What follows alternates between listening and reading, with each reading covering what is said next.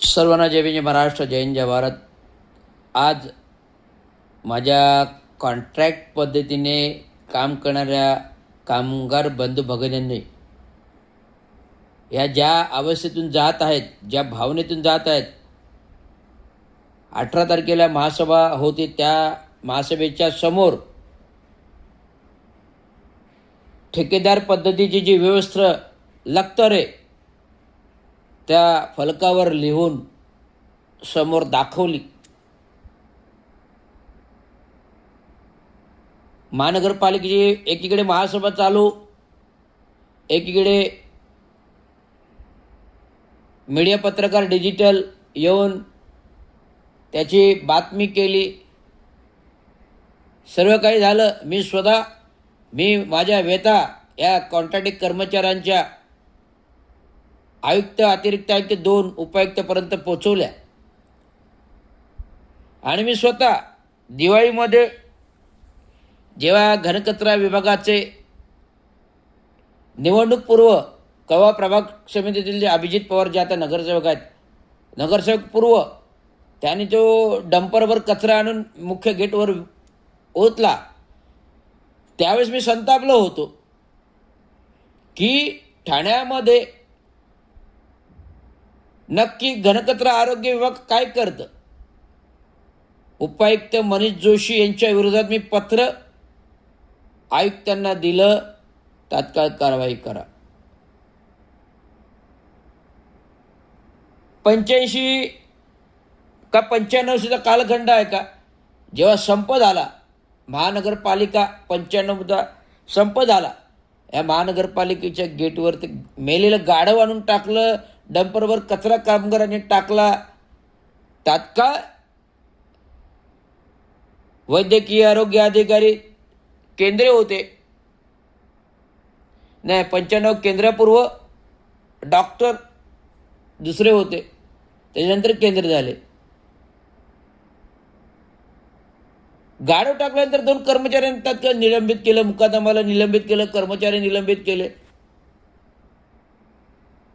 तात्काळ ॲक्शन कर्मचाऱ्यांवर झाली. ज्यावेळेस एखादा म्हणजे नगरसेवक नसणारा व्यक्ती जर बाहेर कचरा आणून टाकून मुख्य कार्यालयाच्या गेटवर टाकतो, त्यावेळेस मनीष जोशी उपायुक्त घनकचरा आरोग्य विभाग यांनी सदर व्यक्तीवर काय गुन्हा दाखल केला हो, काय ॲक्शन्स केल्या नाही केल्या. त्याला बेजबाबदारपणा घनकचरा विभाग आरोग्य विभागाचा आहे. डॉक्टर राणी पेशाने डॉक्टर आहेत, परंतु आरोग्य अधिकारी म्हणून आरोग्य घनकचरा विभागामध्ये अधिकारी म्हणून काम करत आहेत. आता उपायुक्त बोडके आहेत, मनीष जोशीकडून चार्ज काढला, आता ते सचिव विभागात आहेत. मी पाहतोय, मी नाला विभागामध्ये कार्यकारी अभियंता कार्य करत असताना या राजकीय नेत्यांनी माझ्याबद्दल षडयंत्र रचलं, माझा विविध प्रचार खोट्या नाट्या हे करून कारस्थान करून मला 2 वेळा सस्पेंड केलं 6 महिन्यामध्ये. मी डगमगलो. कोविड कालावधी होता, पालकमंत्री एकनाथ शिंदेने नरेश मस्केचं ऐकून मला सस्पेंड केलं. तदनंतर राबोडीच्या नाल्याचं खोटं काम करताना तो मी आक्षेप घेतला अधिकारी म्हणून, कारण माझं काम मला माहिती आहे, माझी कुठलंही काय मंजुरी नसताना कसं काय काम होतं, तो विकासाच्या फायद्यासाठी काम होतं. आक्षेप घेतला म्हणून माझी बदनामी महासभेवर. परंतु ठाणे महानगरपालिकेचे एकही नगराभियंता रवींद्र खडताळे आणि आयुक्त गणेश देशमुख यांनी माझी बाजू घेतली नाही. रे, आमच्या अधिकाऱ्यांनी जे काही पाणी तपासणी केली ती बरोबर आहे, अगदी योग्य आहे आणि खरं आहे. का नाही करू शकले? कारण हे लोक दलाल, या लोकप्रतिनिधींचे दलाल, बांधलेले दलाल. मी बोलेन, या लोकप्रतिनिधी चोरांचे दलाल आहेत, चोर आहेत, हे लोकप्रतिनिधी आहेत, असं मी डायरेक्ट त्यावेळेस लाईव्हवर बोललो. सत्य भूमिका होती, सत्य भूमिका मांडली, परंतु निलंबित आलो. घनकचरामध्ये आदेश काढले माझे, पाणी खात्यात आदेश आधी, नंतर घनकचरा आदेश. कारण नाला डिपार्टमेंटात मी असतो तर राबोडीचा प्रकल्प झाला नसता सगळ्यांना माहिती होतं. रवींद्र शिंदे काही प्रकल्प करू देणार नाही, खोटं काम करू देणार नाही, कारण मी प्रामाणिक व्यक्ती आहे. प्रामाणिक काम केलं. शरीरावर एकही भ्रष्टाचाराचा डाग नाही आहे, शरीरावर एकही भ्रष्टाचाराचा डाग नाही आहे, तरी देखील 3 निलंबनं आहेत. का? कारण अतिक्रमण आणि बांधकामावर ठोस कारवाई केली, राजकीयांच्या पटलावर आलो, पुन्हा निलंबन. कोविडमध्ये एकनाथराव शिंदेने निलंबन. नजीब मुल्ला खोटं काम, डीपी रस्ता दाखवते. नाला कधी डीपी रस्ता होऊ शकतो का? पहिला मुद्दा हा, नाला कधी डीपी रस्ता. NGTकडे तक्रार केलेली आहे, नॅशनल ग्रीन टर्ब्युलन्स केंद्रामध्ये मी तक्रार केलेली आहे, लवकरच त्याचं विवरण होईल. तर ज्या कामासाठी मला निलंबन केलं 2 वेळा राबोडीच्या, मी परिपत्रक जाहीर केले आहे की कुठलाही नाला बंदिस्त करता येणार नाही, बिपिनजी शर्माची स्वाक्षरी असलेलं, आणि तरी देखील नाला बंदिस्त होतो. रवींद्र शिंदे प्रामाणिकपणे अशा प्रकल्प नामंजूर करतो. हिरनंदानी मिळूच नाला एका हॉटेलसाठी पूर्ण बंदिस्त केला. आपण झोपडपट्टी नागरी वसाहतीमध्ये नाले बंद नाही करत, परंतु बंद केला. जय भवानी नगरचा नाला एकनाथ भोईरने स्मशानभूमीचं कारण देऊन बंद केला. ठेकेदार पण तेच, नगरसेवक पण तेच, आमदार पण तेच आणि खासदार पण तेच. हा तुम्हाला ठेकेदारी पद्धत बंद करा सांगणारी एकवेळी मिळणार नाही, पण रवींद्र शिंदेने ठोस भूमिका घेऊन ठेकेदारी पद्धत कायमस्वरूपी बंद करा असं पत्र महाराष्ट्र म्युनिसिपल कर्मचारी युनियनचं ऑन रेकॉर्ड आयुक्ताला दिलेलं आहे. परंतु आयुक्त, अतिरिक्त आयुक्त, उपायुक्त, घनकचरा, कचरा, आरोग्य यांच्याकडे हे ठेकेदारी पद्धत बंद करायची हिंमत नाही. कारण घनकचरा ठेकेदार आहेत खासदार, घनकचरा ठेकेदार आहेत विधान परिषदेतील आमदार. लाड नरेश म्हस्के स्वतः पकडली आहे चोरी. 6:30-7 वाजता सॅटिसमध्ये जाऊन ओम दिगंबर साई संस्था साफ करते. मी सहज विचारले, हे काय करताय, कोण काय करते, कसलं साफ करताय? नाही म्हणे, ओम दिगंबर साई संस्था एकनाथ नरेश म्हस्केची कंपनी आहे, तिथं ठेका आहे. उघड झालं ना. म्हणजे एक संसदेमधला खासदार आहे ठाणे महानगरपालिकेत घनकचरा ठेकेदार, एक विधान परिषदेला आमदार लाड आहे घनकचरा ठेकेदार. मी म्हणेन जोशीनंच प्रश्न विचारला, साहेब तो लाड क्रिस्टल कंपनी कॉन्ट्रॅक्ट कामगारांचे वेतन का देत नाही? त्यांना 40 कामगार ठेकेदारांना काढतो. जर एक आमदार जर ठेकेदार असेल तर ते विधान परिषदेला आमदारकी रद्द करा, आणि जर कर्मचाऱ्यावर न्याय अन्याय करत असेल तर त्याचाही गुन्हा त्याच्यावर होईल आणि त्याची आमदारकी रद्द होईल, हे मी सांगितले. परंतु मनोज जोशी बोला, अरे ते कोण बोलणार? मी लाड, आमदार लाडचं ठेका आहे, त्यानं कोण बोलणार? अरे कोण बोलणार? मग तुम्ही अधिकारी कसले झालात? जर तुम्हाला नियमाने वागता येत नाही, नियमाने बोलता येत नाही, तर भ्रष्टाचाराने बरबडतात. तुम्हाला जर नियमबाह्य लोक जर ठेकेदारी करतात, खासदार करतात, आमदार करतात, त्यांच्यावर तुम्हाला ॲक्शन करता येत नाही. जर क्रिस्टल कंपनी जर ठेकेदारी करताना कामगारांना पगार देत नाही, वेतनातून त्रुटी देत नाही, बाहेर काढते, कामगारांना कमी करते, त्यांच्यावर तुम्हाला ॲक्शन्स करता येत नाही. आज 9 महिने लोक गेटवर ठिय्या आंदोलन करतात, तुम्हाला त्यांच्याकडे बघायला लक्ष नाही. आज आयुक्त त्याच गेटने जातो, त्याच घरी. कधी थांबला गेटवर कामगारांच्या वेतन की नाही थांबला? आज रवींद्र शिंदे आयुक्त कुठून येत असेल तर गेटवर थांबवतो, पत्र हातात देतो, तेव्हाच पुढे जातो. जर माझी भेट नाही झाली, मी स्वतः आयुक्तांना गेटमध्ये निघताना संध्याकाळी गाठतो आणि पत्र देतो, साहेब बोलतो, मी बघतो. आयुक्त चांगले काम करतात, पण आयुक्ताच्या हाताखाली काम करणारे अधिकारी अकार्यक्षम आहेत, काम नाही करत. आज असंख्य प्रश्न आहेत. 2 वर्षामध्ये 50 पत्र आहेत, 25 मागण्या आहेत, 50 पत्र आहेत. सगळेच अधिकारी निष्क्रिय आहेत. मग ठाणे महानगरपालिकेतले आरोग्य अधिकारी काय, घनकचरा अधिकारी काय, उपायुक्त काय, आणि ठाणे शहराचे नगर अभियंता PP सोनग्रा. आज 3 वर्षापेक्षा जास्त कालावधी 5 वर्ष झाली. आज ठाणे महानगरपालिकेत पैसे नाही आहेत, परंतु अनेक बहुउद्देशीय विकास कामे होतात. 2000 एक आयुक्त आले होते, भोगे आयुक्त आले होते.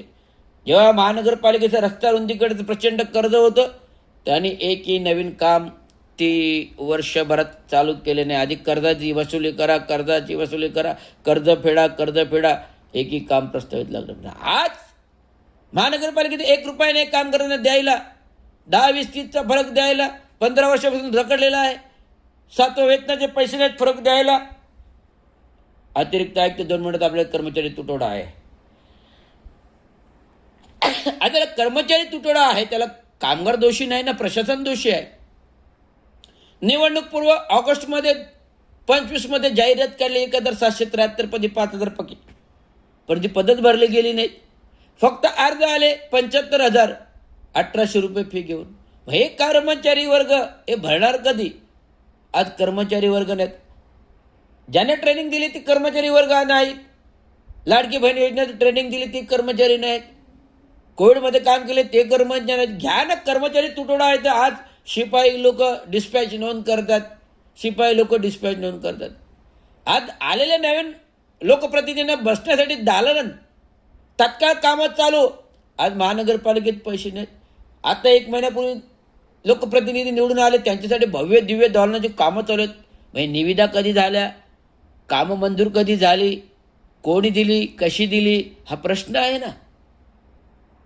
आज अधिकारी लोकांना बसायला दालनं नाहीत, कॅबिन नाहीत. त्यांना हक्कलं जाते कॅबिन म्हणून. आज CFC पण, घनकचरा पण आणि पाणी मीटर पण.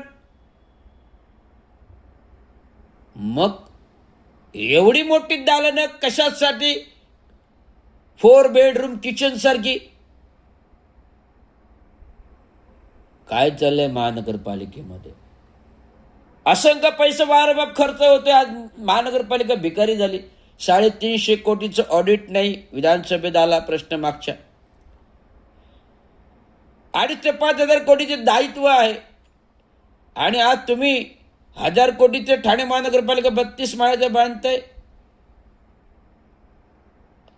हैदराबाद, आंध्र प्रदेशाची कंपनी येते का मुंबईमध्ये ठेकेदार नाही आहेत? आणण्याचा उद्देश काय? खासदार श्रीकांत शिंदेच्या मित्राची कंपनी. सेटिंगने पैसा पोचला घरी, पण कामगार आमचा उपाशी ना, ते कोण बघणार? गडकरी रंगायत 26 कोटी 36 कोटी. निवडणूक पूर्व धोकादायक नसताना देखील निविदा बनते. आज निविदा जर स्ट्रक्चरल ऑडिट नसेल तर नगर अभियंत्यांना त्यांनी एक पण देयक देऊ नये. माझ्या हरकती आहेत. आज शिवाजी मैदान, शिवाजी टॉवर 60 वर्ष जुनं करोलं, चंद्रशेखर बांधून 25-28 वर्ष झाली. त्याच्यावर परत नवीन टक्केवारीचा प्रश्न. आणि ते प्रस्ताव मुख्यमंत्र्यांनी उद्घाटन केलं. आज वर्ष झालं, त्याच्यात एक फाउंडेशन स्टोन पण नाही झाला, प्लिंथ पण नाही वर आली. कारण की राजकीय दबावाने त्या शिवाजी मैदानात कोण कामच करू देत नाही. नवरात्र उत्सव पावसाळ्यातला, चैत्र उत्सव, नवरात्र मधले राजकीय, दिवाळीचे प्रोग्राम, प्रदर्शन सगळं काहीच चालले, तर ठेकेदार काम कधी करणार? अनेक पार्किंग प्रपोजल आहेत, पैसे नाहीत महानगरपालिका.